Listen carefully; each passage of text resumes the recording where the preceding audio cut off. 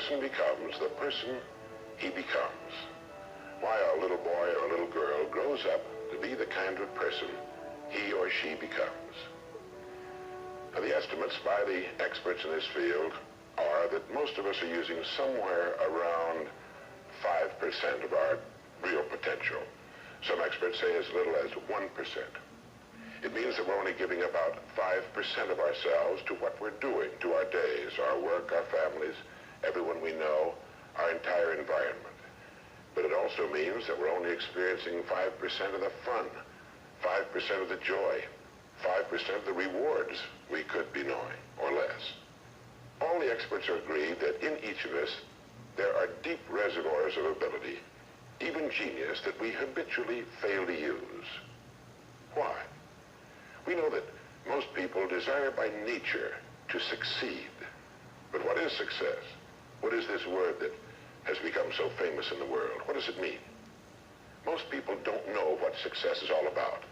And since they don't know what it's about, they really don't know where to look for it. Success is really nothing more than the progressive realization of a worthy ideal. This means that any person who knows what he's doing and where he's going is a success. Any person with a goal toward which he's working is a successful person. This means that the boy in high school who's working toward a diploma, or the boy in college toward a degree, is just as successful as any human being on earth, because he knows what he's doing, why he's getting up in the morning, and where he's going. But conversely, if a person doesn't know what he's working toward, what it is he wants, doesn't have a goal toward which he's working, then he must, at least by this definition, be called unsuccessful. Why isn't then, with this simple definition, why isn't everyone successful? Should be easy. Yet surveys indicate that 19 out of 20, 95% at least, are not. In fact, a survey one time asked thousands of working men why they got up in the morning and went to work, and 19 out of 20 didn't know. 19 out of 20 working people didn't have the foggiest notion of why they got up in the morning and went to work. Under closer questioning, they said, well, everybody works. Well, that would be a good reason to quit. In fact, here's a little rule of thumb you might want to remember. Whatever the great majority is doing under any given circumstance, if you do exactly the opposite, you'll probably never make another mistake as long as you live. Just something to keep in the back of your mind. The problem with most people is that they're playing the world's most unrewarding game. And the name of the game is follow the follower. There's a story about a small town in which there was a jewelry store, and like all jewelry stores, or most jewelry stores at least, he had a big clock in his window. And every morning for years he'd noticed a working man stop, adjust his pocket watch to the same time as the clock in the window. He'd been doing this for many years, and one morning the jeweler was out in front sweeping a sidewalk, and so he asked the man, he said, tell me, why do you adjust your watch to my big clock every morning? I've noticed you doing that for years. The man said, well, I'm the foreman down at the big plant. He said, I want to make sure my watch is correct because I blow the quitting whistle every night at 5 o'clock. The jeweler looked at him rather strangely for a minute. He said, well, that's funny. He said, I've been setting that big clock in the window by that quitting whistle all these years. A very logical thing, but they could have been off 6 months. It was a case of a person just going along with what he thought to be correct without checking his references. So I want to suggest that from now on out, at least we do that we check our references and ask ourselves, are the people I'm following going where I want to go? Let me tell you the story of what we might call the average young man in our society. Now, from the time this boy is born, there's only one thing on earth he can do, and that's to begin to think, act, and talk like the people by whom he's surrounded. This is all in the world he can do. But right off the bat, the odds are 95 to 5 that he's thinking, acting, and talking like the wrong group. They're wonderful people. They love him. They'd do anything in the world for him. They want him to succeed. But the odds are 95 to 5 they haven't got the answers he needs if he's to reach fulfillment as a human being, if he's to reach this success that he wants, if he's to reach into these deep reservoirs of ability and genius we know he possesses and draw it out. Well, he starts in school. The most important thing to a little boy in school is to be liked by the other little boys in school. And so at this tender age, he begins to follow other little boys his same age who don't know any more than he knows and who do not not necessarily have any capacity for leadership. And he does this in the first grade, and the second, and the third, and the fourth, and the fifth, and the sixth, and the seventh, and the eighth, and year after year after year, he forms himself into a composite average of other little boys his age, trying to be like them, trying to do the only thing in the world that's impossible for a human being to do, which is to be like somebody else. Now, let's say he goes all the way through school, usually goes in the military service. Again, he's caught in a vice-like grip of conformity. Now, let's say he's 25 years old, out of school, out of service. What's he going to do? As a rule, he'll go back to his hometown, unless he's married, in which case he'll go to his wife's hometown. But let's say he goes back to his own hometown. He's single. He doesn't know quite what to do. He's standing on a corner one morning, and a friend that he knew in school comes up and says, "Hi there, Charlie, what are you doing?" He says, "Nothing." He says, "Why don't you come down and work where I work? It's a pretty good place. The pay's regular. We got all kinds of fringe benefits and so on." And so he does. The odds are about, again, 95 to 5, that his first job is taken as a result of random application. On the job, without thinking about it, the most natural thing in the world for him to do is to look around, see how the other guys are doing their job, and to begin doing his the same way, assuming that what's normal for them is normal for him. No reason for this. He doesn't think about it. He just does it. Now, he has stretching in front of him 50 years or more in the golden age that man has been dreaming of since the days of ancient Greece. What's he going to do with these 50 golden years? Well, let's take a close look at it. We know that he works 40 hours a week, as a rule. 40 hours a week, which leaves him 72 hours a week when he's neither working nor sleeping. 72 free, discretionary hours each week to do with as he pleases. Now, at this point, of course, he's married. He has his little house and his little car. And this is about what he does with his free 72 hours every week. He'll do what the other fellows are doing with their free 72 hours every week, which is virtually nothing at all. On a typical day, he'll quit right on the dot, get in his little car, go to his little house, go in his little kitchen, kiss his little wife, and say, "I'm tired." They've even figured out why he says that. The experts believe that he used to hear his father say that back when men used to get tired working during the day, and he picked it up and he repeats this every night when he gets home. He bolts his little meal and then heads for the living room where he turns on his escape box. Click. Takes 15 or 20 seconds for the screen to light up, a period of time he finds interminable, but he gets through it somehow. Maybe kicks the dog, or thumbs through a magazine or something. Then the screen lights up, and he does too a little bit, and there in front of him, he sees people in all kinds of funny old-time costumes, all killing each other at a great rate. One expert has agreed that the average family can see more death and bloodshed and carnage on his television set in a week than Crassus saw when he crucified 6,000 prisoners on the southern road to Rome. But you know how those experts are. He could certainly be off one or two. But he sits there for about 5.5 or 6 hours. 25% of all free time now is spent in front of the tube, according to the latest statistics. Now, there's nothing wrong with this particularly, except that he's watching other people who are earning excellent incomes in the pursuit of their careers, while he doesn't make a nickel, and gets the only two things you can get from watching TV on that kind of a schedule. He gets red eyes and a hollow head. Now, this is not meant to be an indictment of television. I've got a couple of television sets at home, too. I have a couple of cars at home, too, but I don't go home at night and drive around the block for 6 hours. If there's someplace I want to go, fine. My car will take me there. If there's a great program, like a golf match or something like that, I want to see it. But he sits there for 6.5 hours until finally his wife, who's a little more practical than he is, taps him on the shoulder and she said, "Charlie, I think it's about time you went to bed. You've got to get up in the morning and go to work." He's okay, and he shuts it off. He knows how to do that. He just shuts it off and goes to bed. Next morning he gets up and he does this all over again. He does this every day for 40 years. At the end of 40 years, he's retired, which always kind of catches him by surprise. No one's ever figured that one out either. And then he dies at 85 or 90, the way medical science is moving us along, out of sheer boredom. Well, what's the problem? Is there a tragedy here? Not really, if that's the way Charlie wants to spend his life, our mythical, hypothetical young man. If he wants to spend his life that way, that's his business. He lives in a free society, he can do anything with it he wants. But there's a terrible tragedy here if he's living that way because of the total lack of a decision. If he's living that way simply because he's still doing what he was doing in the first and second grade, and that's going along with the fellows up and down the block on the unspoken assumption that they know how to live, then there's a real tragedy there, because they've never known how to live, not in all the recorded history of mankind. He never finds out who he is.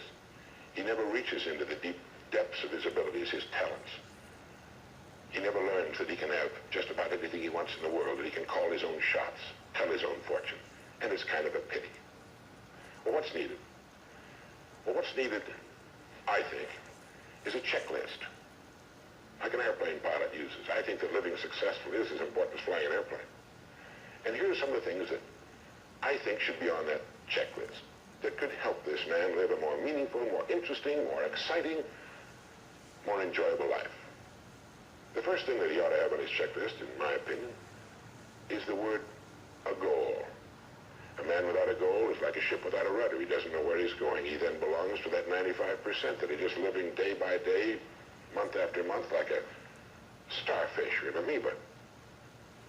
He needs to know where he's going. Back in the early days of navigation, sailors used to see a strange sight in the Antarctic. They'd see a giant iceberg towering high out of the sea, and it would be moving against the wind. The wind would be blowing this way. The great iceberg would be moving right into the teeth of the wind. And this, of course, frightened the sailors whose ships were powered by the wind, until it was discovered that, of course, only a fraction of the great berg was visible, and that its huge, ponderous roots were caught in the great currents of the ocean. And it was being borne purposely along its way, regardless of the winds and the tides on the surface. Well, this is what a man needs. He needs his roots deep in a great main stream of his own choosing, and then he'll move along his way, regardless of the winds on the surface of his life or short-term expediency, and he'll get to where he's going. The second word on our checklist might be the word attitude. It's been called the most important word in any language in the world, because it's our attitude toward our world, toward all the people in it, that will determine the world's attitude and all the people's attitude toward us. It's a simple thing. Most of us know it, but we tend to forget it. People will react to us according to our attitude. And our attitude is the greatest gift we can be given. You know, the little creatures of the world were given a wonderful gift by Mother Nature called protective coloring, in which they can blend into their background without being seen. But man was not given this great gift, because man was given an incalculably greater one. Only man has the godlike power to make his surroundings change to fit him, because his environment will change as he changes. A man's environment is a merciless mirror of him as a human being. And if he thinks his environment can stand a little improvement, all he has to do is improve, and his environment will improve to reflect the changing man. Third would be the word think. To think. The highest function of which a human being is capable. It was put pretty well by the great Pulitzer Prize-winning playwright Archibald MacLeish in his great play, The Secret of Freedom, in which he has one of his characters say, "The only thing about a man that is a man is his mind. Everything else you can find in a pig or a horse." It's true. And so if we're going to develop something, this is a good place to start. To think deliberately and with a purpose. To spend a little time each day before a blank sheet of paper with our goal perhaps written at the top, and come up with some fresh, new, and exciting ideas. The next point on our checklist you might call the law of laws. That's what Emerson called it, his great old law of cause and effect. That our rewards in life will always be in exact proportion to our contribution, to our service. We all know this, really. We tell our children in Sunday school that as ye sow, so shall ye reap, but we forget that that's true. If a man is unhappy with his rewards, all in the world he's got to do is find ways of increasing his contribution, his service. It's like the story of the preacher who was driving down a country road, and all of a sudden he came to the most magnificent farm he'd ever seen in his life. It was beautiful. And so he saw the farmer approaching the road on his tractor, and so he hailed him, and he said, "My good man," he said, "God has certainly blessed you with a magnificent farm." And the farmer thought for a moment, and he said, "Yes, you're right, he certainly has. But you should have seen this place when he had it all to himself." And the preacher had his sermon for the next Sunday. He realized that all the farmers up and down that road had been given the same land, but one man had made something great out of it. Well, all of us are given the same land. We're given a human life, and each of us can make something great out of it too if we want to. The next point might be simply the word truth. Since everything we do has an equal and opposite reaction, unless what we're doing is based on truth, we're building on sand, and it can't stand. The next point would be R&D, research and development. None of us would want to work for a company or invest our money in a company that didn't have a very viable research and development department. That is, pumping a good percentage of its profits back into research and development because its future depends on it. But so does a man's. And you might ask yourself, how much of your own take-home pay have you spent during the past year for materials calculated to make you smarter this year than you were a year before? Calculated to make you a little better, a little bigger as a human being, to perhaps love a little more and hate a little less and do a little better job than you did a year ago? How much money are you pumping back into yourself and your future? It's worth thinking about. And finally, the strangest secret. At the beginning, I said, what makes a child grow up into the human being he becomes? Well, this is the reason for that. Of course, he's the confluence of a genetic pool that goes back for thousands and thousands of years. His environment has an influence on him, of course. But what makes him become the person he becomes is that he becomes what he thinks about most of the time. It's as simple as that. We become what we think about most of the time. And that's the strangest secret. This is why thinking is so vital. This is why a goal is so important. Because we will become that. This is why people who set goals achieve them. The trouble with men is not in achieving their goals. They do that. It's in establishing them. Well, that's about it. I think it's good to remember that if we just go along with the crowd, we won't wind up with much more than the wish that we can do it all over again, and as far as we know, you can't. If we want to amount to anything as individuals, we need individual goals, individual thinking, individual actions, and we must never conform to the big group. We must love them, we must help them, we must serve them, because our whole success will depend on our ability to do these things. But never lose our own individuality and our identity by permitting ourselves to become submerged in what has historically proved itself to be little more than a suffocating sea of indirection and purposelessness. If we want to emulate someone, fine, but let's be choosy in whose steps we follow. It's the only life we've got. And remember to think.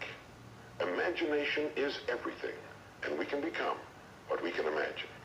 If you find yourself getting depressed and down at the mouth, as we all get once in a while, you might want to remember this quotation by Dean Briggs. He said, do your work. Not just your work and no more, but a little more for the lavishing's sake. That little more which is worth all the rest. And if you suffer as you must, and if you doubt as you must, do your work. Put your heart into it, and the sky will clear. And then out of your very doubt and suffering will be born the supreme joy of life. Believe it or not, in an age when we've come to nearly deify leisure time, we've almost lost sight of the fact that virtually all our satisfactions, rewards, will come not from our leisure, but from our work. And don't forget the strangest secret. We become what we think about.